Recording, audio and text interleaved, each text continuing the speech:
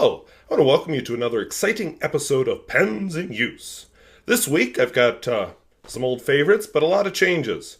So from top to bottom here, Noodlers Conrad with a Nemosine re-entry nib, Parker 45. I have, this is from Sandra. She also provided this Parker 21, which I will put it together here, which I will be, which I just inked up last night actually. Viewer John Blackburn, that's his YouTube name, sent me this Esterbrook LJ, which is a smaller pen. This is my Senator that I still haven't looked up, but 4-day weekend coming. This is a Monogram pen made for Rexall Drug, probably back in the 1920s or possibly 30s. Pelican Twist, filming a review very soon. Haven't filmed it yet, but that's why it's inked up. FaberCastell Aurora, which also will be filming a review real soon. Aurora 88 vintage. It's a 1950s or 1940s version, and I like it a lot. And finally, a Lamy 2000 broad. So let's see how each of these writes, because that's why we're all here. So I'm going to open with my Noodlers Conrad. The Nemosine nib on it, the re-entry nib, which I just love that look. In fact, kind of by coincidence, I had my Science Olympiad team design a t-shirt, and one of the things they wanted on it was a piece of metal with that. It had nothing to do with this pen. I mean, they don't know about this pen, but they wanted to do it with this kind of metal look to it. So I thought that was interesting. And it's an attractive look. Let's not kid ourselves. By the way, I'm experimenting with automatic settings on the camera, automatic exposure and so on, just see how I like it. All right, so today is February 17th, 2017. And my first pen is a Noodlers Conrad.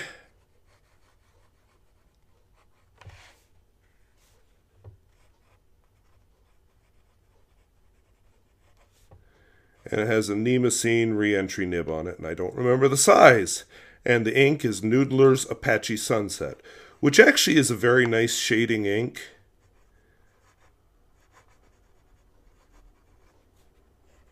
I just with this nib, you don't really see the shading.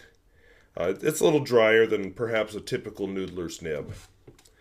But very attractive pen. Very attractive ink. I like it.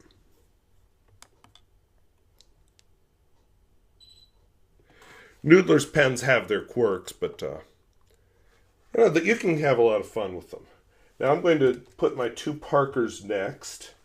So you saw the Parker 45 last week. This is a pen that would have been sold in the 1970s. So Parker. Nothing too exciting. I'm using Parker Quink in it, the Parker Black.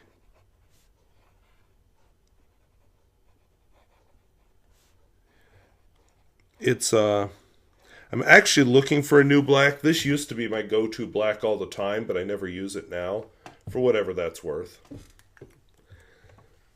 And that is definitely not a Parker. Sorry. Here we go. Now, what's interesting about the 21 to me is the 21 does not have the distinctive arrow clip. Now, I just kind of assumed they all did. So I don't know if I have a unique model. I have not researched it yet because it's not ready for a review. But anyway, Parker 21. Ooh. I have never written on this paper with this ink. And I also don't know how to spell this ink, so I'm going to look it up because I wrote it down. This is another one of those Kyonoto inks that I'm playing with.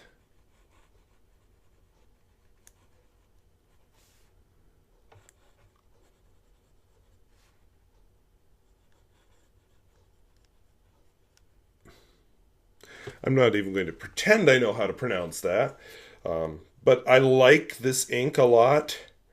It's just a bright color, and since you're about to see, I have a lot of black. Sorry, I have an eyelash in my eye.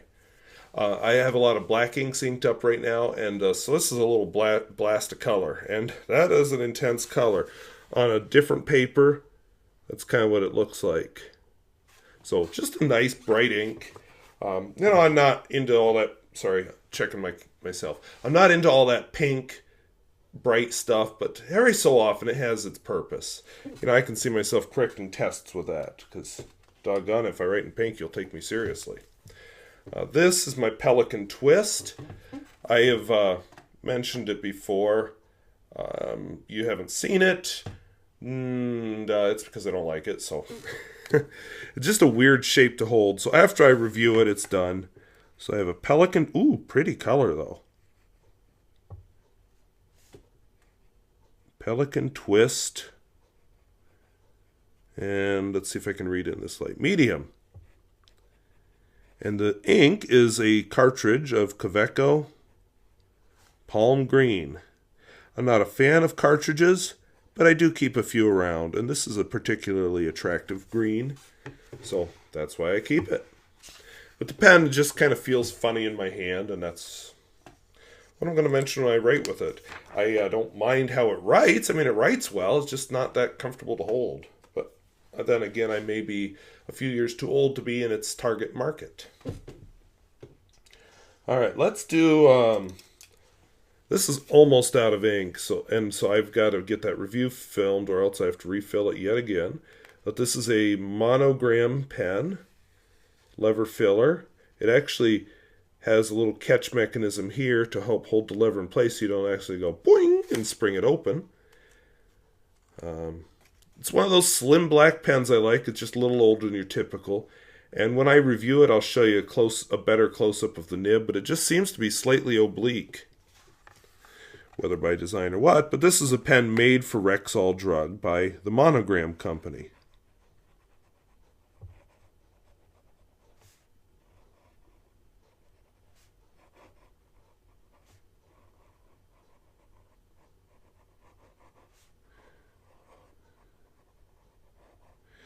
And I'm using Noodlers Borealis Black, which will not become my go-to black, because I've found, as I write on paper, unless it's very absorbent, oops, forgot the Borealis. Unless the paper's very absorbent, it takes forever to dry. See, I bet I could smear it if I wanted to, but I don't want to. Pen's not bad. It's hard rubber. It's, nothing flashy, but that's kind of what I like. I like a nice, I go to work type pen. My Senator, which I still don't know his name. Or actually, I do know my senator's name. I don't know the pen's name. I have two senators, Heidi Heitkamp and the other one, John Hoven.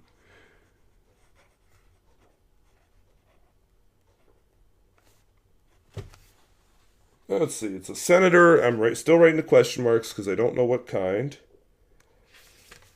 And it even has an ink name.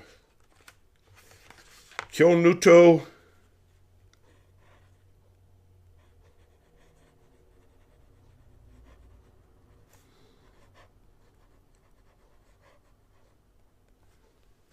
It's an attractive dark blue-black type thing. I like it. I like the pen. I'm finding, once in a while I'll get ink on the section, and I think that's because if you look at some vintage pens, I don't know if it'll show up in this light, probably not. Oh, there you go, you can see it. There's a hole, and that helps with the suction as you uncap the pen. More modern pens hide it better. They usually hide it under the cap somewhere. I don't see a hole here. And sometimes when I uncap it, ink gets pulled out, which I'm not a fan of that. So, I don't know if that's a design flaw or if somebody put the cap back together wrong. All right. Another one I'm reviewing this week. Might even do the Senator. I mean, I've got the whole weekend. This is a FaberCastell.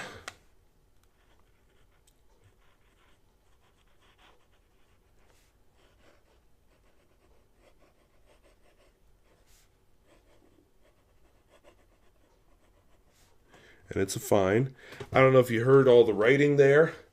This is not a quiet pen, but it feels good on the paper. It's not, one of my favorites, but, it's attractive. I liked it. Kind of looks like a pencil. And I'm using Quizzy, which is a Polish ink, Iron Gall Gold. And part of the fun of gold inks is that they do change color over time. So I probably should have written with this one first. But here is back February 11th. It's now February 17th, where I wrote, whoops, you can't see it, where I wrote with the ink. And you can see it is definitely darkened over time. You know, if you don't believe me,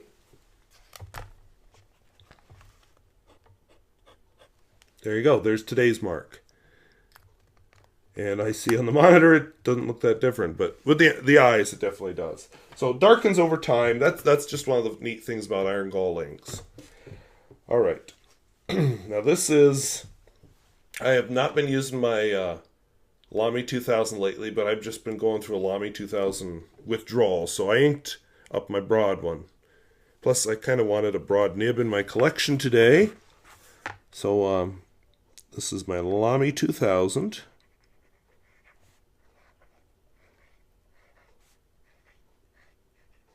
I've always liked how the broad nib on this pen writes. Now, I did just ink it up. The ink in it is Aurora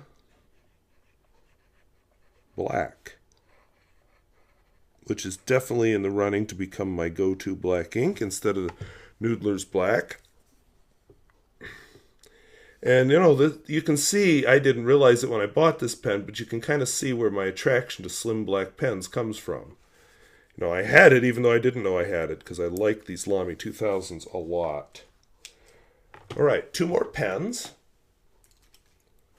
This is my Aurora 88. It's a vintage pen again from the probably 1940s or 1950s. I can tell because this is made from something different than this. This is cellulose, or celluloid. This is hard rubber. That it's one of the first edition. It came with a pencil. I look forward to reviewing it, actually. A little bit of flex. Not too much. I'd say it's either a fine or an extra fine. I don't know. And the ink is Noodlers Rattler Eel Red.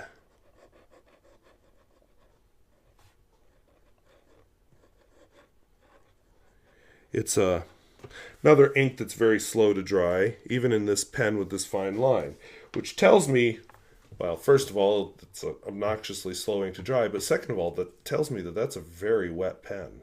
I like it, and I can't wait to review it. And I am on my second fill, but I think I'd like a different ink in it when I review it, so I think I'll hold off on it. And this one is from John Blackburn. He didn't like that it was a little smaller, and you would have seen at the beginning of the video that it is smaller. It's an Esterbrook LJ.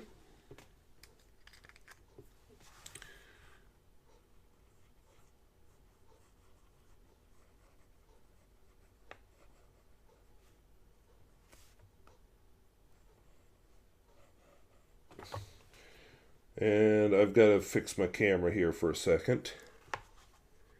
My Esterbrook LJ has, let's see, what nib is in it? If I can read it in this light. Oh, that's not helping. Shoot. 2314 medium.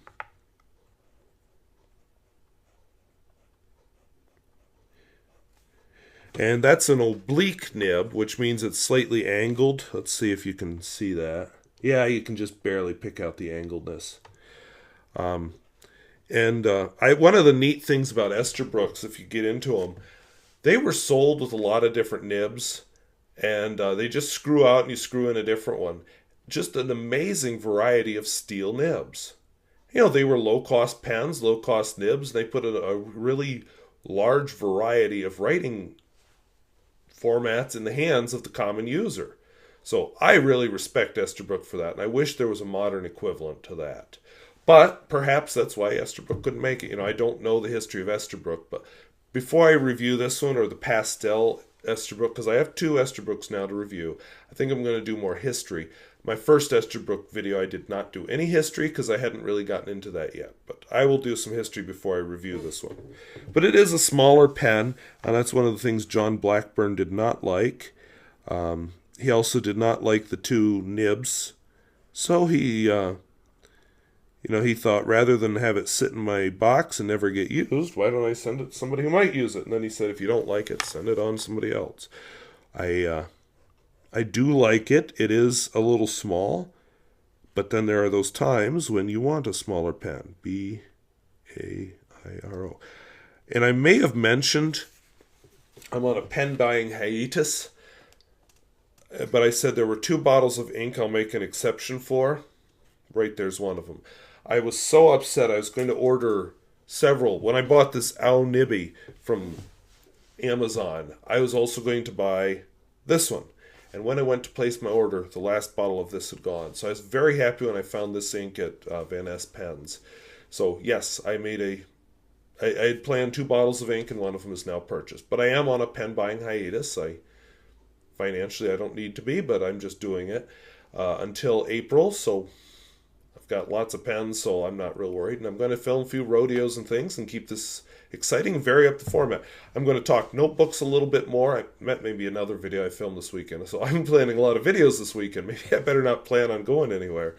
But a lot of videos planned, and yeah, I just want to keep this channel going, and one of the things I'm really enjoying is just what I'm learning. I'm learning about the automatic settings. Like, I don't like how I look under this automatic setting, so, won't be doing that again. But I didn't know till I tried it. So, next week I'll look more like myself. I also experimented with the light placement. I think the shadows look better. And anyway, it's just a continuous learning thing.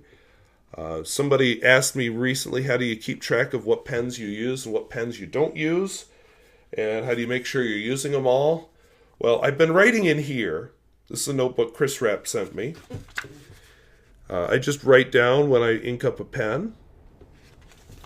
I do not keep track when I clean it out or if I refill it. But now I know what pens I'm actually using. And then I can look back at that and say, oh yeah, you've got fond feelings for that pen, but you never use it. So now I know. A little more objective. If the pen means something to me, or if I just decide I want to keep it for some reason, well, I'll keep it. If I find I'm not using it, maybe it's time to get rid of it. I don't have a system to make sure they're all used. I do kind of have rules like, let's get these out of the way. The pens all do need to fit in this case. I cannot have any more inked up than that. Now, I do have a central pen inked up that I forgot to bring over and didn't feel like getting up to grab because it's way over there, and I have to move stuff to get to it because all of my lights and stuff now. But that's what I do. I don't lose sleep over it. I don't need a spreadsheet or anything. I do math and I do numbers in my job. This is loosey-goosey, let's have fun. And if it starts being all business, then it's not fun anymore. So that's probably not the answer you wanted to hear when you asked how I keep track and how I keep them all in rotation. But there you go. That's how I do it. Whatever happens, happens. Let her rip. So I thank you for watching. We'll see you later. Bye-bye.